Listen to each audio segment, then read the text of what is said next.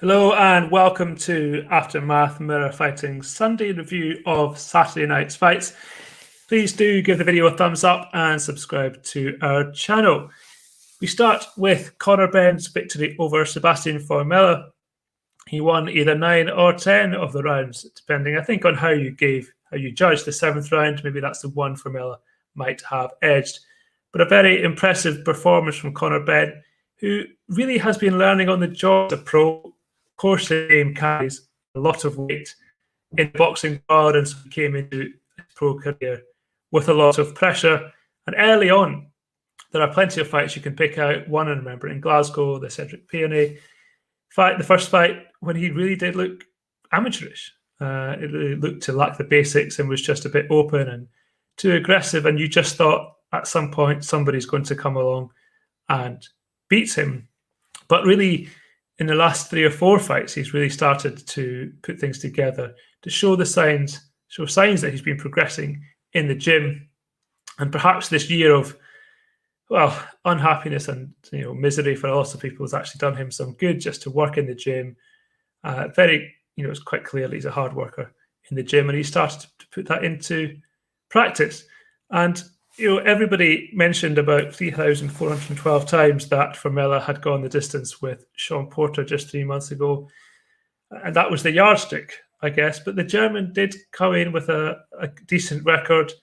There's no point trying to read history saying this wasn't a good fight to make for Conor Benn. It was, and he dealt with the German very well. Got off his jab from the get-go. There was no feeling out process.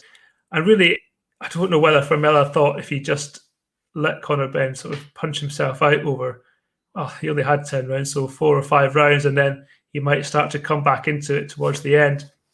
But that certainly didn't happen. I mean, Formella never looked in trouble.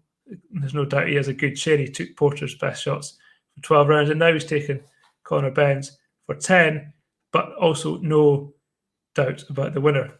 And if you can't put somebody out, if you can't get the stoppage, which I'm sure Conor Benn would have liked, and he didn't seem overly happy with his performance at the end, but then at least for those 10 rounds, display what you've got. And he showed his full array of shots, really good jab, as I said, and also his wicked hooks.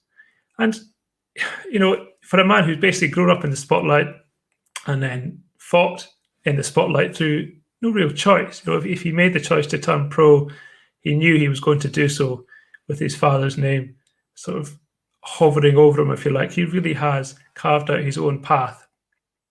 And, hopefully now, I think the key is he's ironed out those inconsistencies, ironed out those weaknesses, or at least started to improve them. It's not the final package just yet. Now it's a case of staying at this level.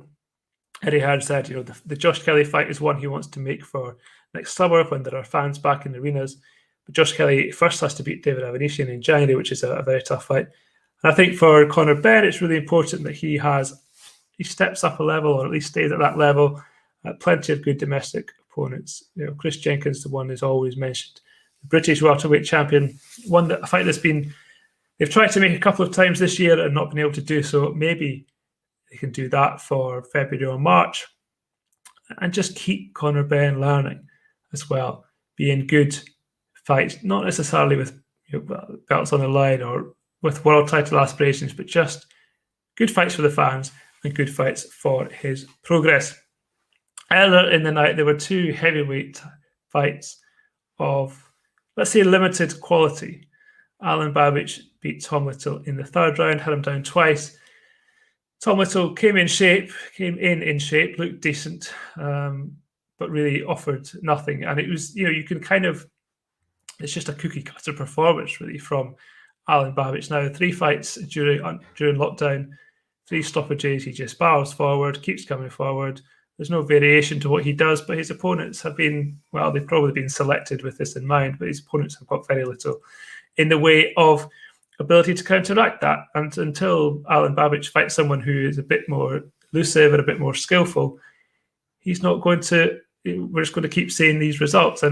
But it is fun for people, for the casual fans, if you like. They seem to lap it up.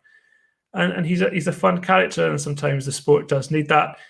That was followed by Fabio Wardley, who took on Richard Lartey His third appearance in succession, actually, on these shores. He was stopped by Daniel Dubois in the 4th round, took Nathan Gorman the distance, but this time went just 2 rounds with Fabio Wardley, himself a former white collar fighter.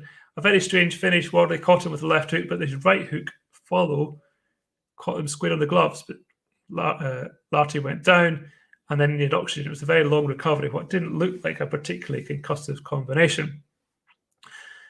And I think, I said this before when he fought Nathan Gorman, Lartey basically lived off the fact that he rocked. Well, he gave Daniel Dubois some trouble at one point in their fight before being knocked out. He managed to live off that, really got the fight against Gorman and then against Fabio Wardley. I think definitely no more fights in Britain for Richard Lartey.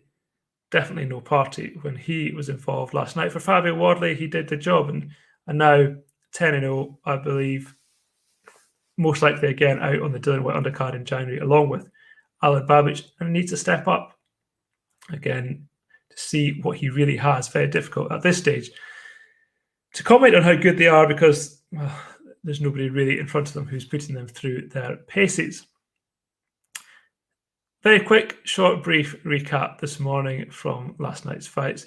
But I will be back next Saturday morning with Rich Jones to look ahead to a phenomenal heavyweight fight between Daniel Dubois and Joe Joyce, and then on Sunday with the review of that. And then, but actually, sorry, in the meantime, please do catch me with George Groves and Declan Taylor tomorrow on Monday, 11 a.m. We will have a full and in-depth recap of all of this weekend's actions, plus a look ahead to next weekend.